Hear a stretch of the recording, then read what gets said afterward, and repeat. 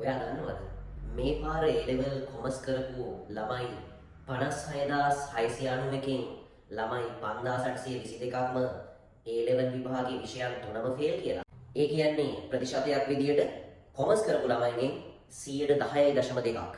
වෙන විදිහකට කියනවා නම් කොමර්ස් කරපු හැම ළමයි 10 දෙනෙක්ගෙන්ම එක්කෙනෙක් විෂයන් 3ම ෆේල්.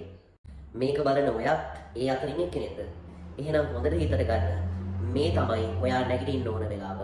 ඔයාට තාමත් හැකියාව තියෙනවා ඔයාගේ දෛවය වෙනස් කරන්න. ඔයාට තව තියෙනවා මාස 8ක්.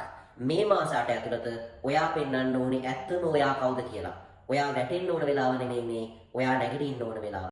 ඒ තුනක් අරන් කැම්පස් ගියපු ඔයාගේ යාළුවන්ව හැමෝම ඉහළින් වර්ණනා කරන ඔයාට ඇහෙනවා ඇති.